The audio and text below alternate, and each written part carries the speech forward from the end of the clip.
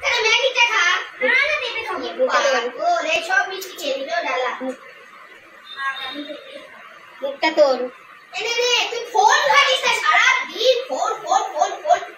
এটা যে ডালা সব মিষ্টি খেয়ে নিল। তবে সোনার ডালা মিষ্টি খায় তো। দেখ উলি বাবা তাই নাকি তাতে একটা পেঁপে দাও তো দিখাই। তাই মিষ্টি খাস না, পেঁপে খাস না। দেখো পেঁপে খাওয়া হয়ে গেল, তোর কিন্তু হলো। আমি মিষ্টি খাই।